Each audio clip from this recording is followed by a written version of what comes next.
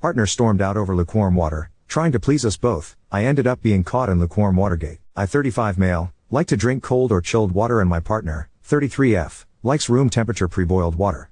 To accommodate for both our needs, we have a kettle for boiling water, after which it is transferred to 2 water jugs, which are either left at room temperature or used to refill the dispenser in the fridge. On to the situation. 3 months ago I emptied both room temperature jugs into the fridge and boiled more water at night before bed. Partner came down, was furious she had no room temperature water to drink, and we came to an agreement. Don't fill up both jugs into the dispenser and leave her one. Fast forward to today, there was going to be some burst water main repairs outside by the utility company, so in the morning before my partner woke up, I decided to make sure we had enough water to drink. I filled the dispenser with 1 jug, then have the room temperature water in the other jug into both. I went back to work and thought nothing of it. Partner wakes up and goes down, and she is furious. She doesn't have any room temperature water. I try to placate her by mixing the lukewarm water with water from the dispenser to make room temperature water, but it's futile. She won't relent. She tips the entire bottle of water I mixed out into the sink and tries herself and can't get the temperature right either. She is absolutely raging at me at this point for not listening to her or caring about her needs. She storms out of the house in a huff. So I to hear, or is perhaps this being blown out of proportion and mixing water to a specific temperature is not as big of a deal? Edit. Okay, wow, this really blew up. Who knew water would be so polarizing? Never thought this post would start lukewarm Watergate. Just got off work and reading through all the replies. Looks like Therese lots of questions, so I'll do my best to answer them and provide some clarity. Thank you everyone for the comments, the stories, the judgments, and everything in between. Appreciate all the input so far, and Therese been some great takes that I'll take to heart and consider properly. Including how best to communicate post Watergate with my partner.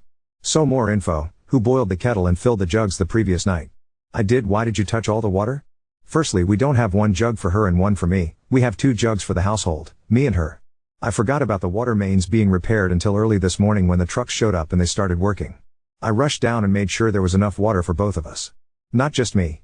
On top of filling all the jugs in the dispenser and boiling another kettle full of water, I also filled a few sinks so we'd have extra water to flush the toilet if need be. I honestly thought the water would cool enough by the time she woke up since it's a cold day, but I guess I was wrong? I didn't expect her to react the way she did. Is she OCD? No, she's just pedantic about certain things and needs them to be a specific way. But I don't think it's any more demanding than any other person who is neat and tidy and has certain idiosyncrasies. Why don't you drink from the tap? Are you Asian? Yes, we are an Asian couple. Many of you have guessed that. Drinking boiled water is cultural, and a preference. There is nothing particularly wrong with the tap water in our country, Australia, but it tastes better to my partner after being boiled. Warm, but not boiling water tastes different than cooled to room temperature boiled water to her. So it's a preference. I preferred chilled water, but I'd happily drink room temperature water or even warm if there wasn't any chilled water. I drink what we have, but prefer to have chilled. It doesn't affect me in any big way. This morning I just filled everything I could, including the dispenser. Why don't you use ice? I can definitely use ice, but our fridge has a built-in dispenser that we have to manually fill, so I do that from time to time with water from the jugs. Normally I will only ever use 1, and leave 1 for her. This morning in my haste I used both as I wanted to make sure everything was full: dispenser, both jugs, and kettle. Why don't you have more jugs? Trust me, this is definitely our next step. As well as the Brita water filter, but worried she might not like the taste. Plus she might insist we boil it first before it goes into the Brita. Why did you pour half the water into an empty jug and fill both with boiling?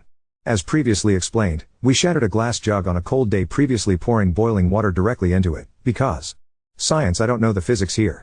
Anyways, I was trying to avoid that and thought the boiling plus room temperature water would cool sufficiently by the time she woke up. I calculated wrong. Anyways, hope that clarifies most of the questions. We'll post an update once we've reached an amicable resolution. My guess is that it's not about the water, as some people have already said, but Therese other underlying issues, and this was a trigger. Thank you for taking an interest and for all the comments. Update 1. So 2 years on, I thought I'd make an update to the original debacle that confused everyone and polarized the community. There were so many comments, some incredibly empathetic and helpful, some racist and mean, but generally I don't believe there was ever a consensus reached. Despite all that, I was incredibly grateful to all the comments received from everyone. Whilst I didn't take the time to reply, I actually did read through them all. On to the update. So as some people pointed out, our argument was not really about the water. Generally in every relationship, every person just wants to feel seen, heard, important, understood, and loved. My actions that day did not make her feel that way, and in of itself was more indicative of a longer running issue between us in our relationship. For a bit of background, we both have had childhood trauma, and the beginning of our relationship was quite volatile. Defying the odds, we stayed together and got married. However, marriage doesn't solve those issues. Over the last 2 years, we've continued to stay together. Yes, we are still married, much to the chagrin of those who were advocating our divorce side-eye, and continue to grow together. Believe it or not, the incident involving the water was a bit of a catalyst to us having better conversations regarding how we are going to resolve our own trauma and improve our communication. Long story short, she got therapy, I got therapy, we did some marriage counseling, she got more therapy, I got more therapy, and it's been a journey, but a worthwhile one. When two people really do love each other, and want to work it out, they'll find a way too. I'm so genuinely grateful for my wife, who she was, who she is now, the strength she has and the belief she had in us, and more so in me. Our communication is better than it's ever been, our intimacy is stronger than it's ever been, and we are at such an amazing place. The future looks incredibly bright. It took a lot of work to get here, and there's a lot more work left to be done, but we have each other's backs and we'll keep going together. Thank you again, Reddit, and whilst this update might not be what some of you were hoping for, it's where we are at now. Oop, we have 4, 2 for her, 2 for me, ha ha ha. Oop, there was nothing specific about the water per se, think of it as the straw that broke the camel's back.